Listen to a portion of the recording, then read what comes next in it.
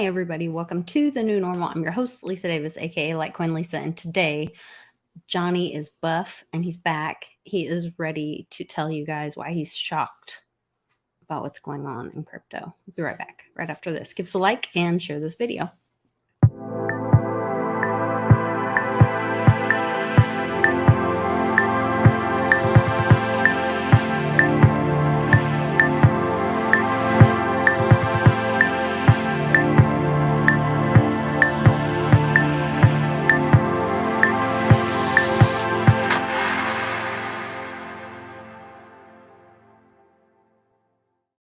It's Buff Johnny, ready for the new year, ready to take on crypto with a vengeance. Ready. Unconventional methods, I guess. Unconventional methods. Hot Tub Johnny.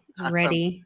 Hot Tub Johnny is going to take on a new life form this year. Leading into the halving, maybe you'll see me in a hot tub. I don't smoke cigars. I'll be smoking my cannabis. Yeah. Whatever it takes to reach the people. Whatever it takes. Oh my gosh. Oh my gosh. So we're doing this cleanse, or well, I guess I don't know if it's technically a cleanse. Raw food reboot, right? I actually caught some of your and Amy's show on Monday. Yeah. And I was doing really good, and then I tried to get all fancy pants, and I misunderstood the instructions, and I soaked beans instead of sprouting them, and then you try to bite into them and it's terrible and ruin the whole thing. Anyway, I tried to add something else. Anyway, Amy has been just tremendously gracious with me on Telegram and it's very supportive, but I went back to just salads. But I've noticed that through the week, like I've extended my palate a little bit because I've tried different things. Okay. Because I used to be very, I'm just not a big fruit and veggie eater. And so now I'm like, oh, well, I don't mind tomatoes so much. And I don't mind to add a little green pepper and red pepper to my salad. And so I am expanding my horizons a little bit on my salad and stuff. So there's a lot of different ways, like the cleanses and doing stuff for such a period of time is a little challenging to say the least, especially because it'll put you in a bad mood. And it's the caffeine. Yeah. No caffeine, no alcohol. We're on day 5 and about day 3, I had a raging headache. That's why I didn't do a show on Tuesday. I was just I was miserable. I can't do no caffeine. I'm actually a big proponent of caffeine. I think caffeine is really good for you. So I think all diets shouldn't, I love what they're doing, but I personally think all diets should include caffeine. Now they're just doing a raw food reboot. Right. They say, hey, go back to caffeine after the thing's done. Right. I just like caffeine because it, it stimulates your metabolism. B, it's good for your brain. They say there's a lot of evidence it prevents against Alzheimer's and things like that. Oh, interesting. It's actually pretty beneficial for your mood. It's a mood elevator, caffeine. A lot of times after you have, I know me, I love it.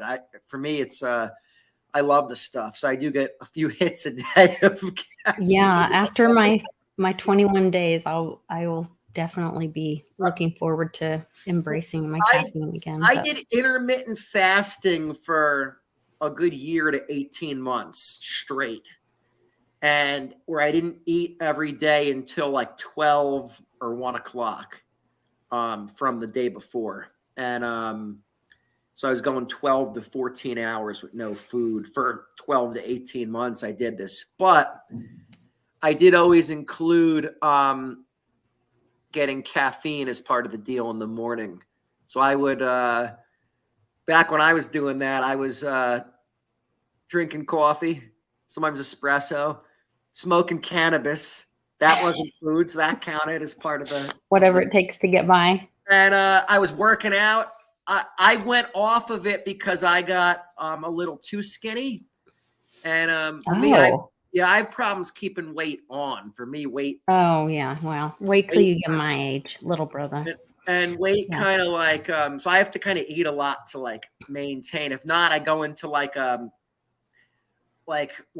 I'm peeing everything. I'm peeing constantly. What's the word I'm looking for? Not a diuretic, almost like a diuretic. Everything's like when I Wow. was doing that intermittent fast, and I was peeing. I was like, every morning I'm like, I'm peeing out all my weight. I just peeing out all my Wow. weight. I didn't know And intermittent fasting did that. I know that was one thing that you shared with me a couple years ago, and I've done that a couple years in a row, like getting ready for, bathing suit season for sure. I would like, okay, time for the intermittent fasting, and that seemed to really help me, I'm off get it out of though that now. winter slump. I'm trying to eat. I was eating then. So then when I would start eating, then I was eating a lot of these like, they're called like perfect bars. And the ones like peanut butter chocolate chip. It's gluten free. It's, it's organic. It's Oh, is it like a macro thing? kind of. And then they also make peanut butter cups. Those are gluten Okay. free. They have like superfoods in them. They say they sell them in the usually in like the refrigerated section in the grocery store, like over by like the cheeses, the milks, stuff, things like that. So I was eating a lot of those once I would start eating, and I felt like I was getting too much sugar. So now I'm eating tons of eggs. I eat like 4-5 eggs every. Oh, now you're bragging, huh? Not egg whites, regular eggs. Regular eggs. Regular eggs. They say you want to watch seed oils. I don't know if you've seen any I've stuff. heard that. Yeah, I've heard that. They say that's one of the way that they're kind of killing us with these seed oils that, Mhm. people don't eat regular foods anymore. Like they were like, oh, butter's bad. Like you should actually cook your food in like regular butter. Yeah. Or even like, I don't think olive oil's that bad. I think that's like the healthiest of the Mhm. oils. But a Yeah. lot of these seed oils, you look, it's like, sunflower oil, this seed oil, that seed oil, and it's like soybean oil and flaxseed oil is supposed to be really bad for men. It's supposed to I lower. heard that. Yeah, so I avoid I heard anything. that it, like, affects their hormones and stuff Yeah. too. Now Yeah. you like some of the bars I eat have a little bit in it, but it's like I looked at how many grams it is. Like it's not that much. So I'm kind of like, you know what? I think if you're taking like a flaxseed supplement, it's going to affect you a lot more than if you get like small amounts of it. But with that said, it's supposed to raise your estrogen level, which Yeah. is That's bad. what I So heard. Yeah. men, Dangerous stuff. stay away from flaxseed oil or Yeah. flax seeds. Because if you wanna look like this, you stay away from flaxseed oil. that's, Johnny's been that's my working out. secret. I stay away from flax seeds my whole life. And plenty of cannabis. Lots and lots of cannabis. So I was watching this and it just cracked me up. You're like, I'm shocked. I'm shocked. But you were basically talking about people moving into hard assets. And we've seen, like, if you look at the charts, which I'm terrible about looking at charts. I really don't. I really am like in it for the future and the tech and all that kind of stuff as far as crypto. But you are hearing people more and more talking about right now, like especially the normies, looking for those safe havens, and going to silver and gold. And I think this is where we're seeing that.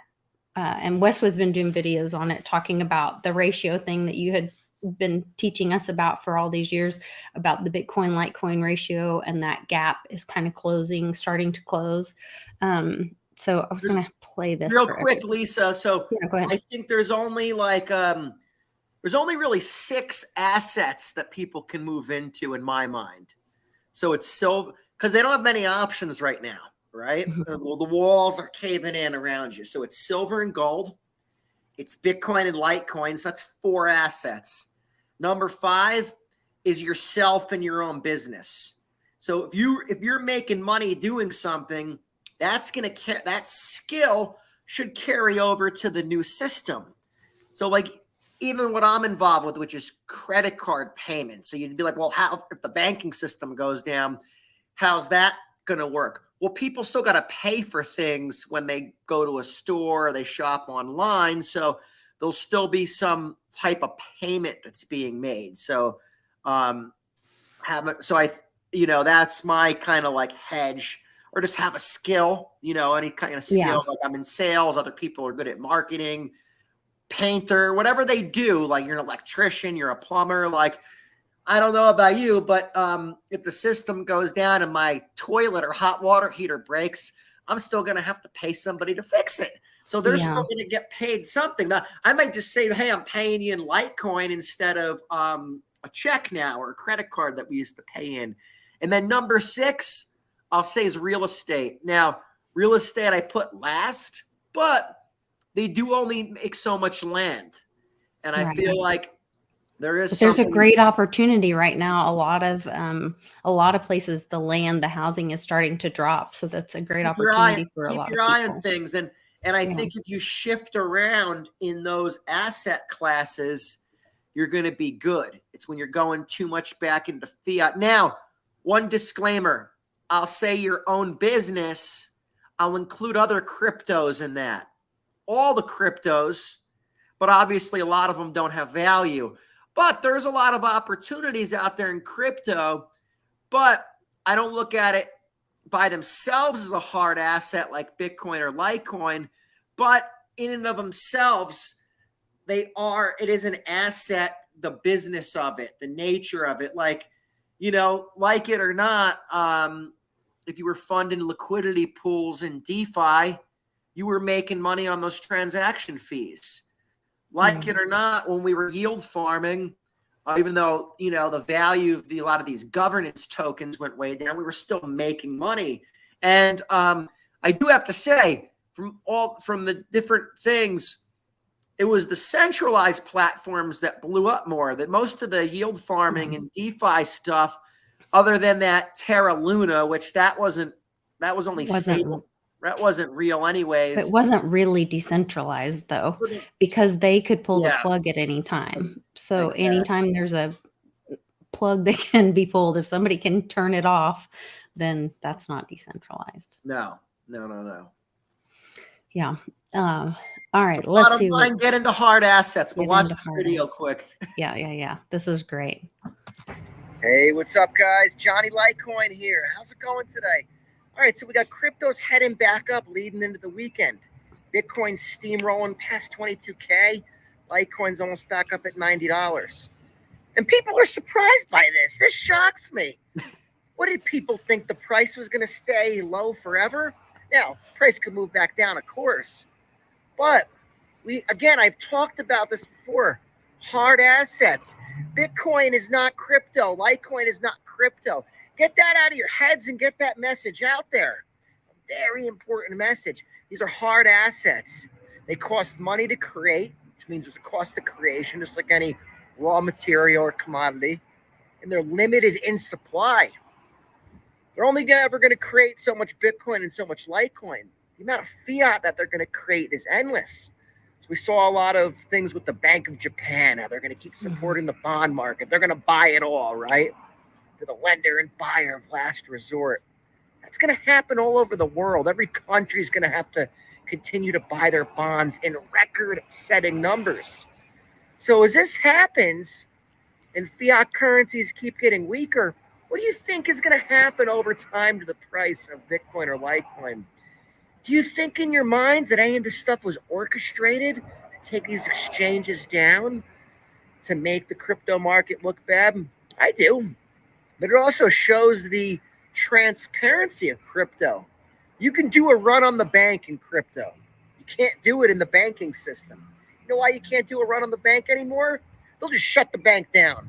They'll just say, sorry, there's no more currency here. Sorry, there's a banking holiday. Sorry, Zelle took money out of your account. They will give you whatever excuse they have to. Point being, you can't do it in the banking system. So just don't be surprised that crypto prices are moving back up. I expect them to move up much, much higher in the next few years. We'll definitely see $100,000 Bitcoin. We'll see that $1,000 Litecoin price we've been talking about. When? When is anybody's guess? In the short term, they can manipulate everything. But guys, keep your heads up. Should be a good weekend. Peace, you guys. That's so good. So when you mentioned there about the education of crypto, how it's transparent, you can't see it in the banking world. They've been doing it for 100 years, 150 years. How long has it been? I don't know. Over 100 years. And people haven't seen it because it's been done with derivatives behind closed doors with the they and the us, but it's crypto set up. Look at the rules set up for the banks. You only take out so much, this reporting, that reporting, even the stock market. Oh, if it goes down a certain amount, we shut it down. So it's cools off. There was something the other day on the New Banking York. holidays, There was the something the other day hours. on the New York Stock Exchange. They said it was a technical glitch, but a lot of bad trades went out there and they canceled them all. And they claim it was a technical glitch, but a lot of people were speculating and say, no, these were real, but these would have tanked the market that day. So they just pulled them back. They pulled them clawed it back. Yeah, so it's the banks. I mean, the thing is, that should go to show you people don't have the control. I mean, you don't have the control and the money's in the bank. It's just what's convenient, what you're used to, what society uses. It's the societal norm. But so you know, like I said in the video, you can't do a run on the bank anymore. They'll just give you every excuse under the sun. They'll tell you, hey, you're a criminal for trying to come in here and get your money. Get your money out. Yeah. Money no, out. It just really brought to light. I guess it made me think of it in a different way, because a part of Cliff's data is that that crypto would be the education of the financial system for people, that people would, that would be that awakening pill. And then like that would tip people into like the full pill of the awakening of all of the corruption, And now I'm like, oh, wait a minute. It's not going to be that they're going to learn about, they may not even learn about crypto really, but it may just be the transparent. It may be something, I thought it was going to be something good in crypto. Oh, crypto is going to do so well that everyone's going to become educated in crypto and they're going to choose this over the corrupt system. But it may be that they see that something like FTX, or worse, wait till Tether blows up, everyone. Wait till the DCG big thing happens. Wait till Digital Currency Group blows apart. And I believe all that's coming soon. So have your keys in your own possession. I know 1 inch blowing up would be good for Bitcoin, I think. Yeah. 1 inch is now shut down. They're shutting down exchanges all over. So be careful, guys. Have your keys in your own possession. But like something really bad, what looked bad, may be what shows the transparency of the legacy financial system, but on a crypto platform, kind of like the FTX thing. That really was legacy financial corruption, but it was exposed through crypto. Yeah. And that could be how people are educated. It's gonna, it's the regular people out there are so asleep right now.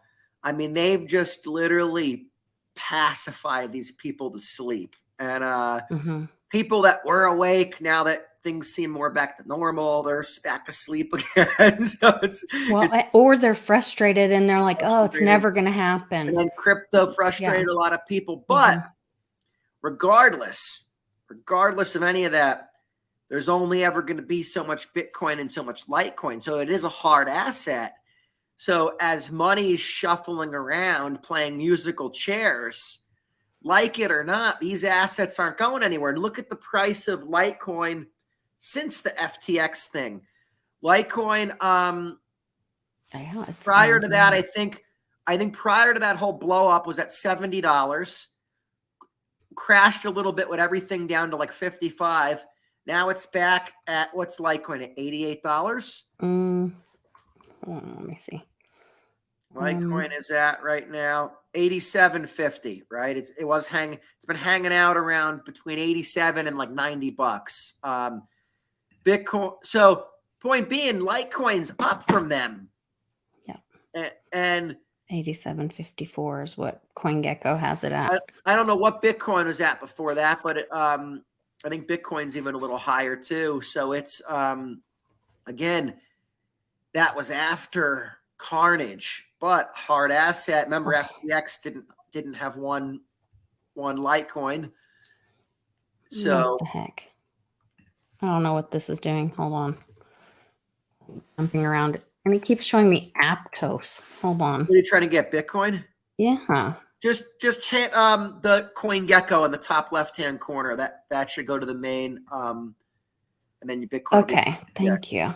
I was like, what in the world? Okay. Yeah, Bitcoin's over 23,000. Go to like when did FTX blow up? It was in November. Go to like a 90-day. Yeah. 90 days. Let's scroll down. Wow. See, right before Bitcoin right before that, Bitcoin was hanging out around $20,000 and then dropped down into the high in the 15s. 16s. Yeah. Now we're over 23,000. Again, a hard asset. They only make so much of the stuff. So, and the thing is, Bitcoin and Litecoin, they're reliable. They have a history. No one controls it.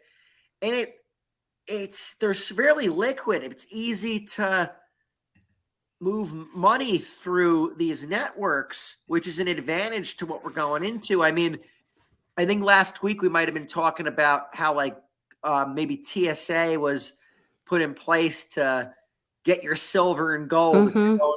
They can't get your Bitcoin or Litecoin if you're going through the border. They don't know. You got it on your phone. You got it in your brain. You got it written down in a book somewhere. Your private keys. I mean, they ain't getting it. You could have a couple gold coins, and then you could have a few gold coins, and there's some silver is bulkier. Forget about it. You got probably $2,000 silver, and they're gonna you'll be in an interrogation room for 5 hours. Literally, I had my little compact mirror that's antique from my grandmother and one coin next to it, and they were telling me how I had all this jewelry and coins and all this gold and silver that I was going to have to show a proof of purchase or whatever. And I was like, now, meanwhile, you could go through the border with $2 million in Litecoin or Bitcoin. And now both those cryptos are really liquid. So you could easily, if you said, hey, I don't want to keep the Bitcoin or Litecoin, but I want to use it for the utility. And then where I get to, I want to buy gold again. No problem. Get to where you have to get to. You're there. You're secure. Now you can use your Litecoin or Bitcoin and purchase your gold. Do whatever you want to do with it. I mean, if you want some local currency, sell some into the local currency if you need it for, there is something to be said about cash. Like, I don't want anyone to think the crypto people are anti-cash. Mm-hmm. I actually think cash is a really good method of private transaction, and cash is valuable. They don't want us to get it. Right. It's just that was part of the great infection, I think, was saying that, you can get germs from that, but you can't get germs from touching a plastic card back and forth 20 times or a machine that 20 million people have been touching. Yeah. So it's just, I guess cryptos give that digital cash experience. And it's like people well, I don't want that. I just want regular cash. It's like, but the world we're going into wants that and demands it. And you can't stop progress. You have to change. You have to make it work the best for you. In other words, if better stuff that's where the world's at. I mean, like it or not, I go into places sometimes that are still cash only. Like there's some pizzerias in Jersey. Mm-hmm. One guy said to him, what are you going to do when the government gets rid of cash? He goes, close the doors. Yeah. And he goes, that'll never happen. People say that'll never happen. That'll never happen. Most people on the street. And they don't even understand what the Federal Reserve is, that it's a Federal Reserve note. They don't understand any of this. They just know. Now, I do respect these people for something. They want to kind of keep the bank out of their life. So they deal in cash so they don't have to deal with the bank. I can respect that. I definitely, there is some merit to that. But the world in which we live, you're definitely limiting yourself by just. Yeah. And we may have multiple options, but there may be places that don't accept that. Like you're saying, like that one guy, maybe we live in a free enough, it'd be nice to think if we live in a free enough society to think that, that people could choose, nope, I'm only going to take cash, or nope, I'm only going to take, I want stable coins. I can't wait for CBDCs. I mean, I'm only taking that because I trust the government. Every business will accept the CBDC. Mm-hmm. Now, the reason being, because that's what they'll pay their taxes. People are going to be armed with. The people are going to be armed with the CBDC. They're going to be instead of dropping it out of helicopters, like we all remember the term helicopter money, this is just mobile app money. They're going to airdrop. They're going to do the biggest airdrop in freaking world history ever, because they can airdrop right to people's phones, pick who gets more, who gets less. They like you more. You're in a different background. They want to give you more money than they give other people because they have more. This is going to be the biggest airdrop ever. So businesses need to get paid. They'll accept whatever somebody comes to the door and says, I want to pay with this. If people started coming through the door and saying, we demand to pay with Litecoin, they'll call their processor up and say, hey, we're getting to people asking to pay with Litecoin or pay with this or pay with that. Whenever people want to pay with something, they'll contact usually their payment processor and say, how do I accept this form of payment? Oh, okay. So they'll literally accept anything that people want to pay with. But I think what a lot of people are saying, I think Uncle Cliff's one of them, that as this CBDC becomes worthless, because then we could really see the hyperinflation hit that CBDC, they'll just probably want to get rid of it a whole lot quicker. But truth be told, most businesses don't make that much money. They live kind of day to day, the average business out there. Like, so money in, money out, money in, month to month on their expenses. They're not putting much away. Maybe they're paying themselves a little bit. That's where that's where a lot of people will get stuck. Mm-hmm. It's going to be interesting for sure. Well, we'll see what the choices that we all make as it goes forward. There's the green comet supposed to be closest to the Earth on February 1st. So I think that's kind of part of and I remember Uncle Cliff's data about bloody Valentine's Day, or what is it, massacre? Valentine's Day massacre. There was a super weird, which I'm going to talk about it with Westwood, and my friend Don D does a lot of 17th letter of the alphabet decodes, and he just did one that matches with a statue that was placed on a court building in New York, having to do with a lotus. So we're going to talk about that tomorrow on Happy Hour. But nice. There's some weird stuff going on as usual right now. Yeah. Sometime we'll talk about the moon, that moon episode that I sent you, that on Tom Numbers, there's a moon episode with 107. And he makes a statement. He doesn't go deep into it, but he makes a statement that's kind of reverse of what everybody's always talked about, how the moon affects the tide. And he said the tide of the ocean and the churning of it, pulling in and out, the magnetic of the waves of the ions and the things that it makes actually affects the moon. That makes more sense, because you'd think the magnetic force would be to the bigger planet, the bigger object, not the other way around. So to me, that makes sense. The moon stuff I want to talk to everybody about is how we've never been there. And I feel like it's really important. It's a really important basis and foundation to have, because it sets up a lot of the stuff for right now that we're seeing. How they pulled the wool over everyone's eyes back then. I'll leave everyone with I'm sure a lot of the people know about this on this channel, but I'll leave everyone with a cliffhanger for the believers out there. Then how come we haven't been back, even according to the government, since the Apollo missions? Now, if we really went to the moon in 1969 with less than 1/1,000,000th of the computing power that's in this cell phone, in something that's like a tin can, how we got through the Van Allen belts, which NASA's admitted we cannot get through. And it looks totally different.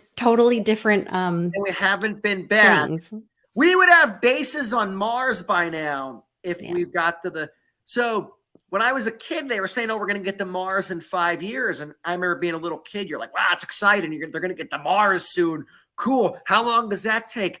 And then meanwhile, I learned about this moon business, and I was like, they've never been more than like 400 miles, 500 miles above Earth's surface. Man, at least. I mean, they send probes up there and stuff, but man has never been more than that.